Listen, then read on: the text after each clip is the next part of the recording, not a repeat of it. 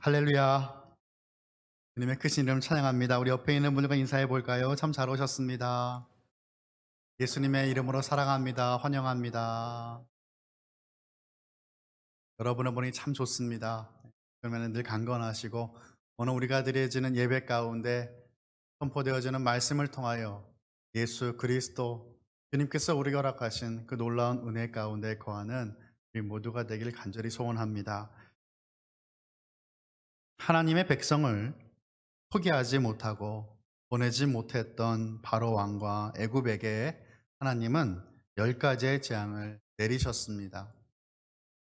10가지 재앙을 겪으며 더욱 겸손하게 변화되어야 되었지만 바로 왕의 마음은 더욱더 완악하게 굳어져만 갔습니다. 첫 번째 재앙은 나일강이 피가 되었던 것입니다.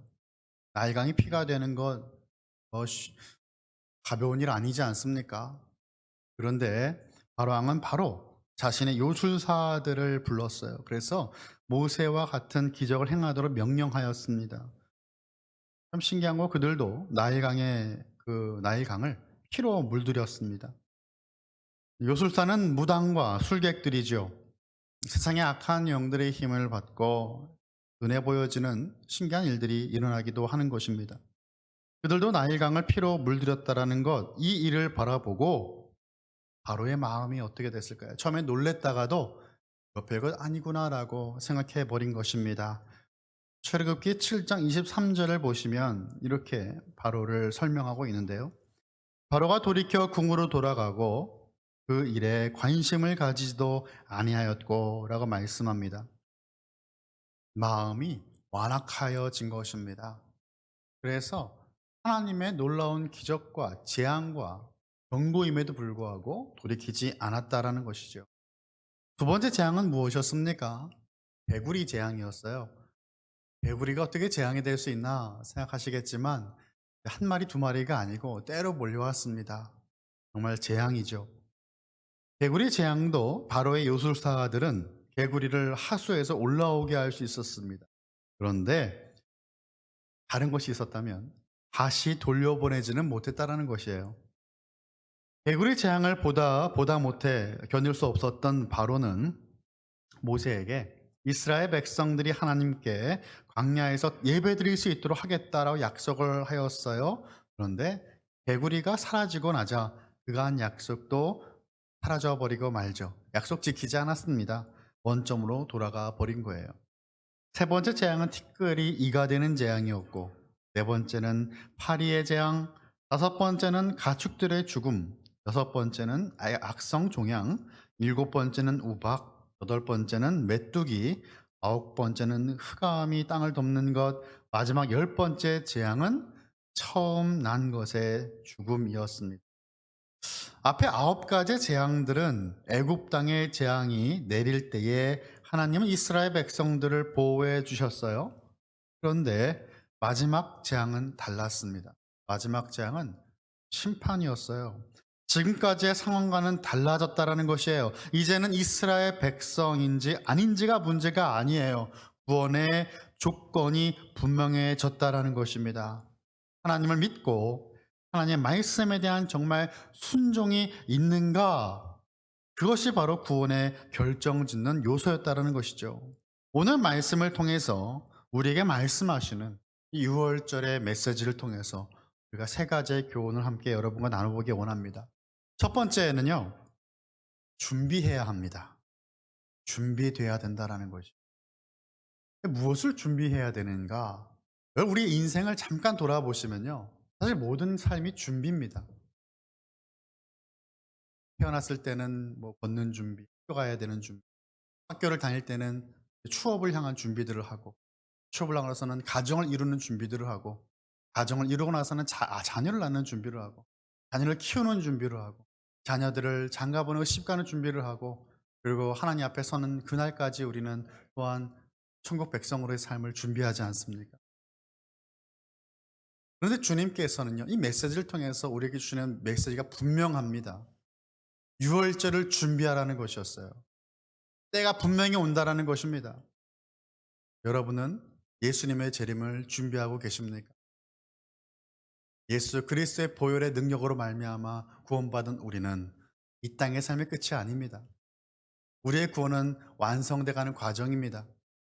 우리 주님 분명히 오실 것이고 우리는 그날을 깨어 준비해야 되는 것이죠. 열 번째 재앙에서 살아남도록 주신 말씀은 바로 이것이었어요. 흠이 없고 1년 된 수컷 양이나 염소를 10일에 골라놔야 됩니다. 1월 10일이에요. 열 번째 날에 준비해야 돼요. 만약 식구들의 숫자가 적다면 양 한 마리를 다 먹지 못하겠죠? 그러면 그 음식이 너무나 많이 남기 때문에 다른 가족들과 함께 먹을 수 있도록 또 준비를 해야 돼요. 신약시대 유월절 관행의 기록에 따르면 보통 10명 정도의 사람들이 유월절 만찬을 먹기 위해 미리 숫자를 맞추었다고 합니다. 준비된 양이나 염소는 흠이 없어야 하는데 이 조건은 레위기 제사법에서 모든 희생제물에 요구되는 조건이고 자격이에요. 흠이 없어야 한다. 열 번째 날에 이 양을 준비하고 14일까지 준비된 양을 간직하다가 그날 해질 때에 저녁이 되면 이제는 그 어린 양을 잡아야 합니다. 그 양을 먹을 집 좌우 문설주와 인방에 피를 발라야 되는 거예요.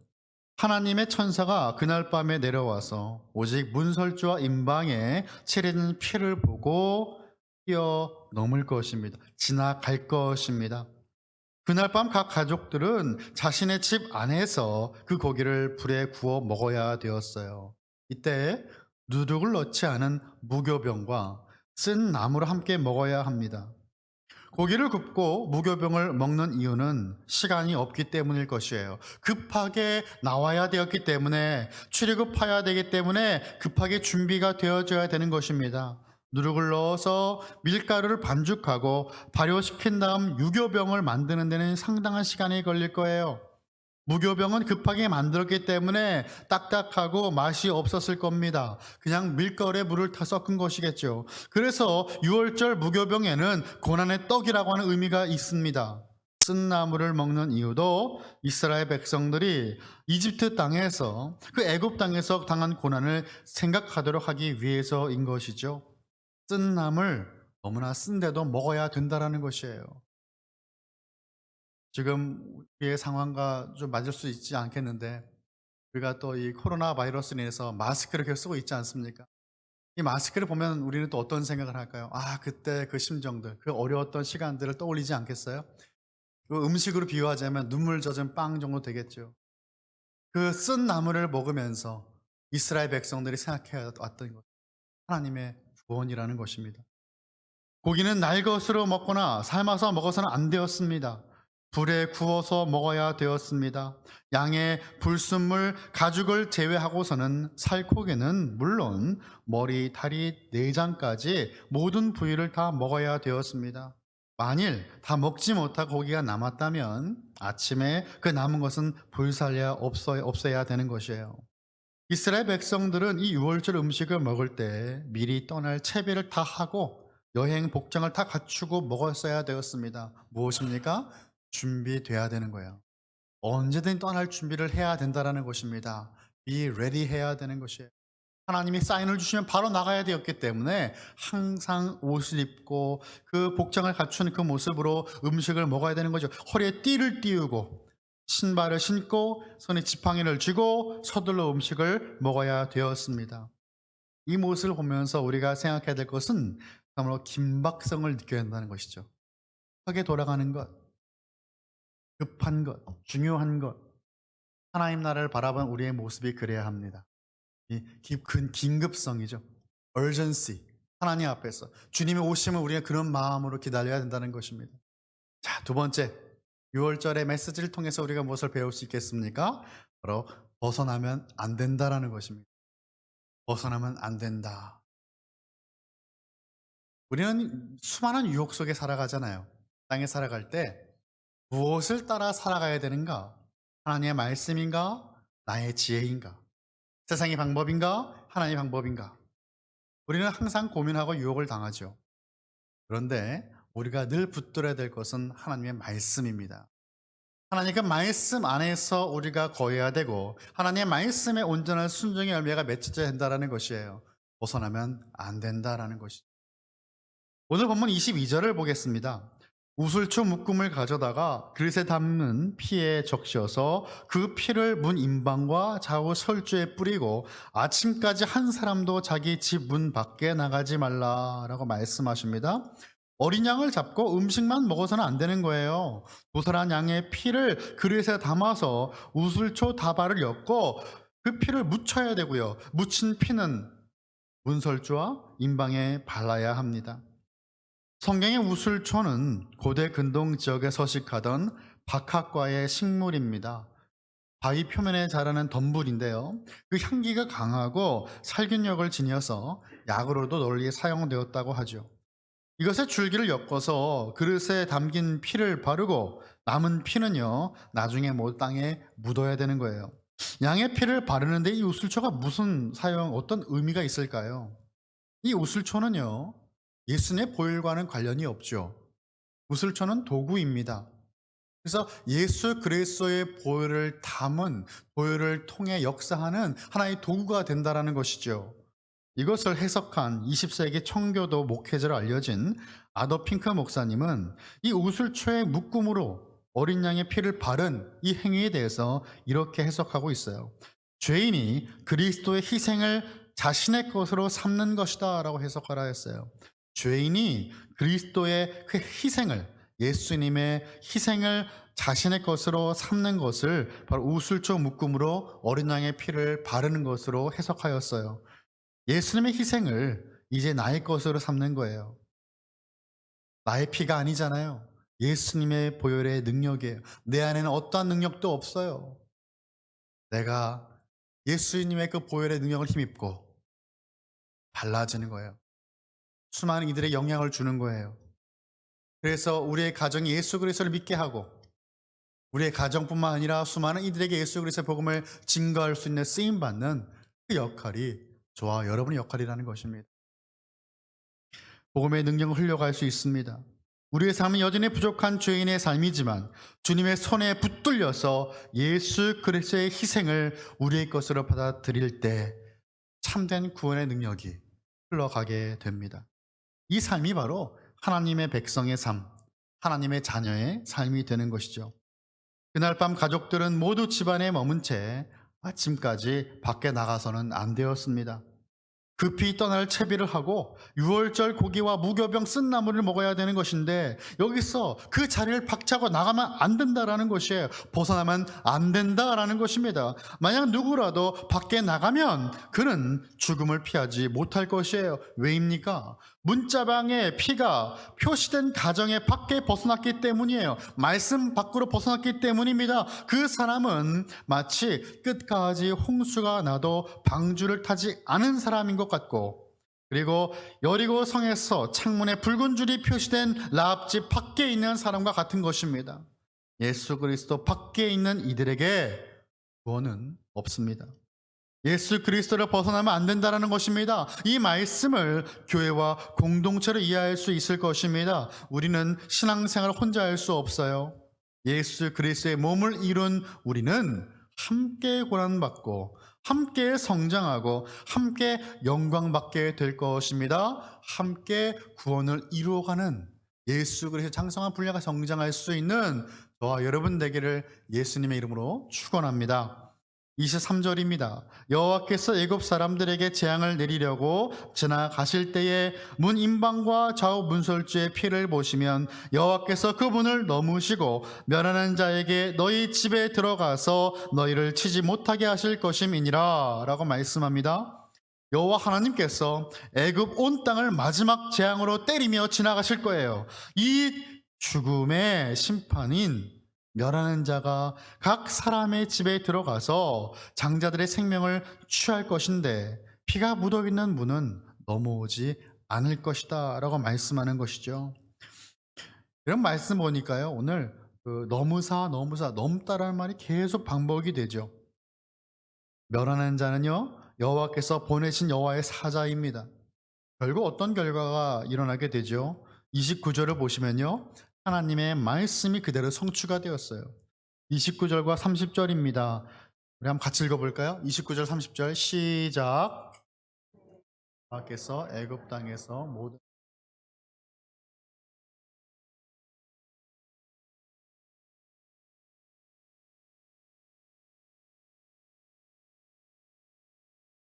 그 모든 신하와 모든 애굽 사람이 일어나고 애굽에 큰 부르짖음이 있었으니 이는 그 나라에 죽임을 당하지 아니한 집이 하나도 없었음이었더라.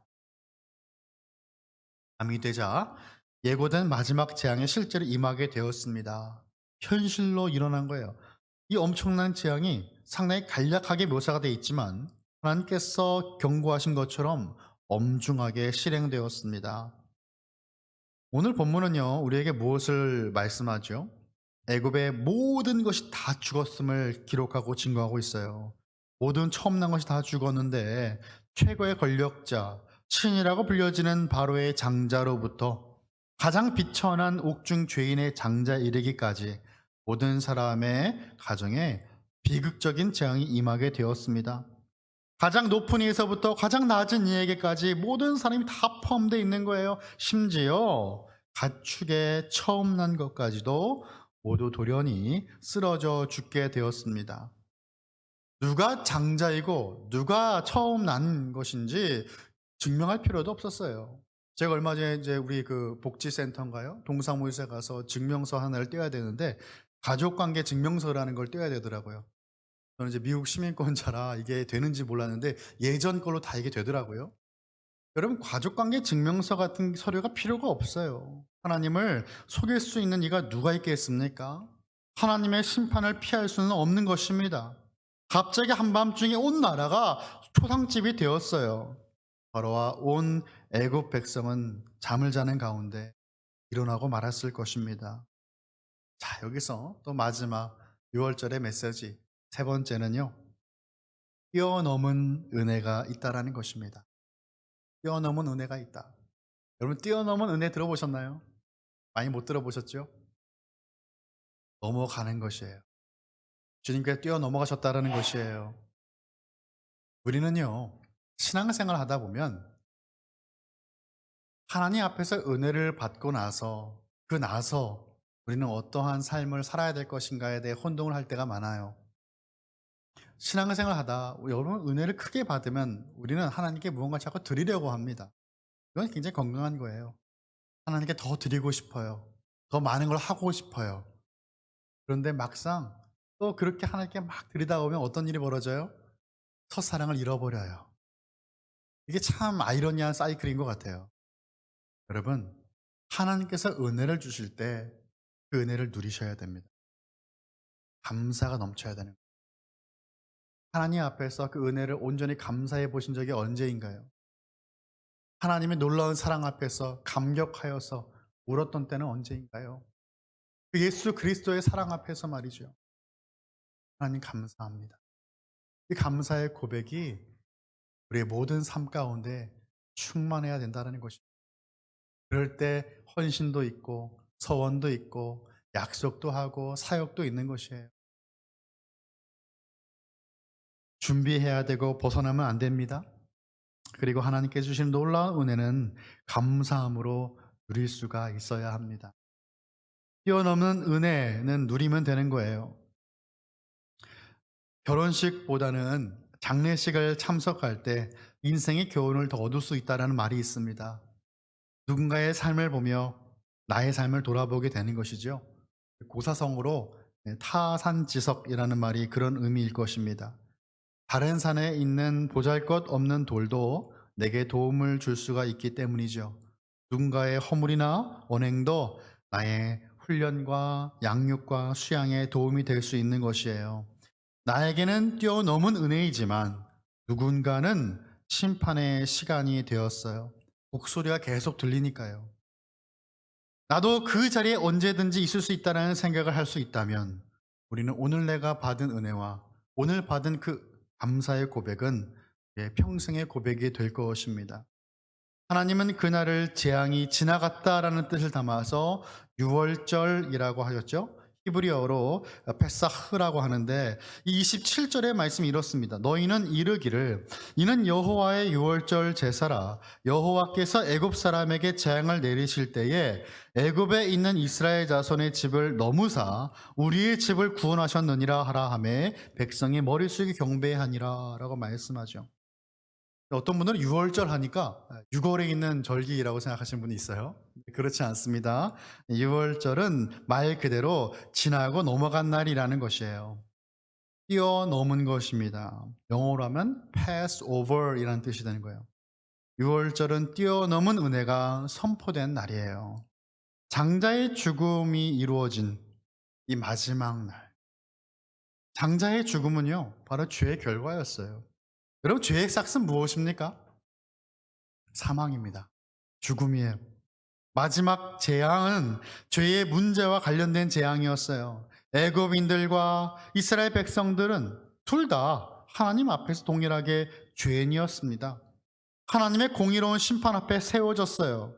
하나님을 알지 못하는 애굽 왕이나 애굽인들이나 하나님의 선택을 받은 백성이라고 하는 이스라엘도 본질상 진노의 자녀입니다.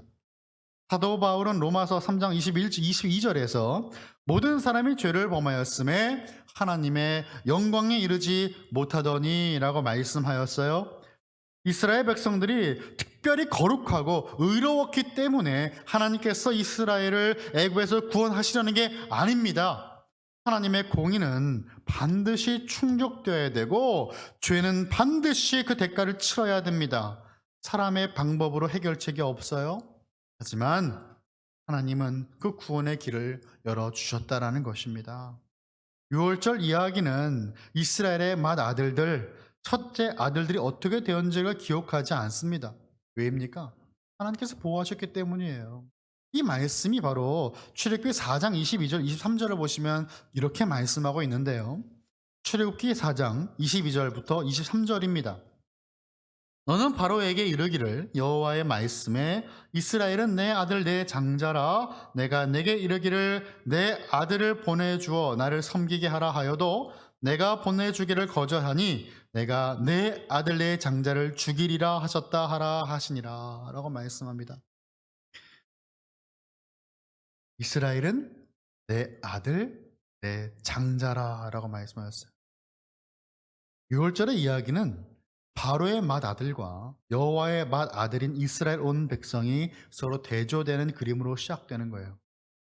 우리는 어린 양의 대속적인 의미를 발견할 수 있습니다.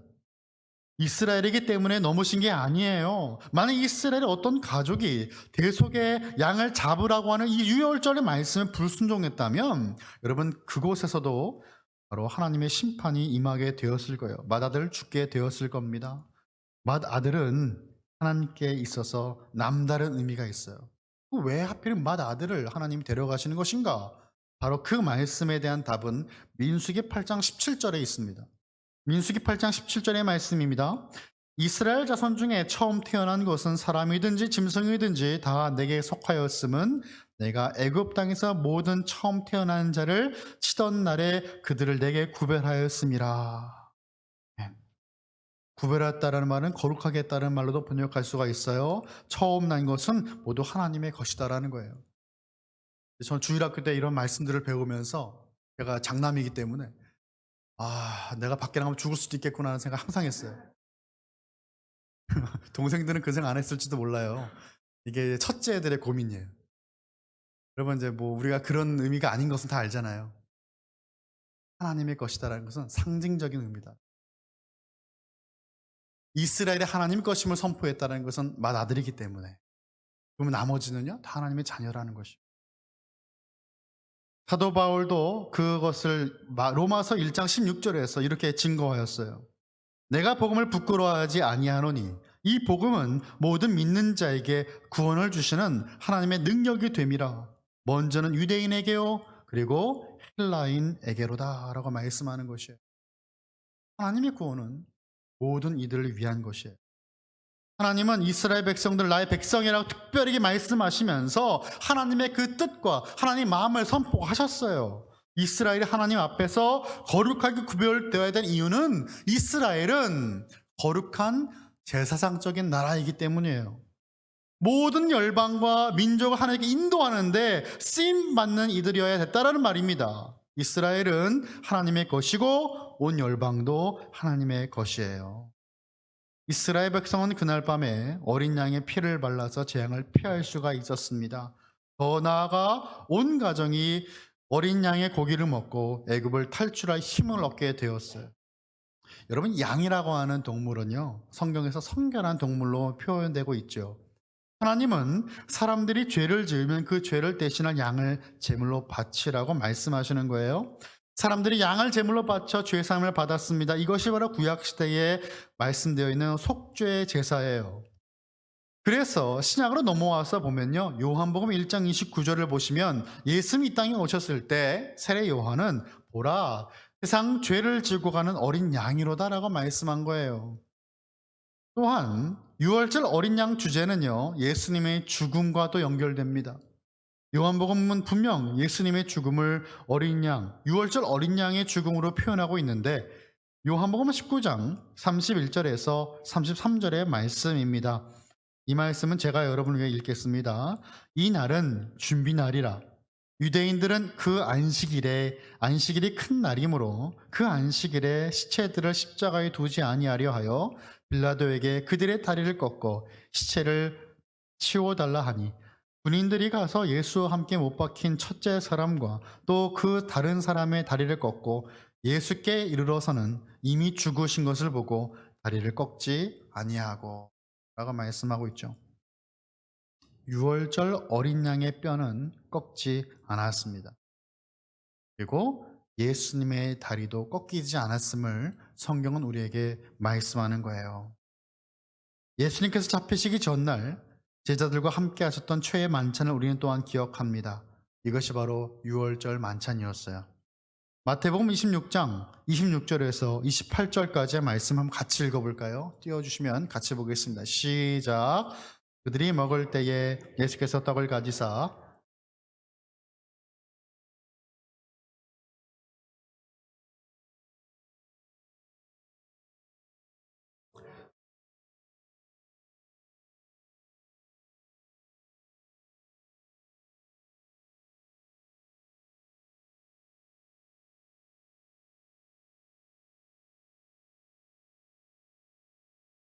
아멘. 예수님은 우리 죄를 사하는 대속 제물이 되셨을 뿐 아니라 그 재앙을 벗어나 죄악된 이 세상에서 출애굽할 수 있도록 우리에게 영적인 양식이 되어주신 분이에요. 나의 몸이다, 나의 피다, 마셔라, 먹어라 라고 말씀을 하시는 것입니다. 이스라엘 백성들이 어린 양을 먹고 힘을 내어서 애굽을 탈출할 수 있었던 것처럼 저와 여러분도 예수님의 피와 살을 먹고 죄악된 이 땅에 동화되지 않으며 힘을 얻어서 하나님 나라 백성으로 살아갈 수 있게 되는 것입니다. 그리스도인의 최고의 무기 무엇입니까? 우리는 칼과 창으로 싸우지 않습니다. 바로 예수 그리스도를 신뢰하는 것입니다. 믿음입니다. 믿음이 세상을 이기해야 합니다. 문설주에 피를 바른 곳은 지나가신다는 사실을 믿는 것이죠.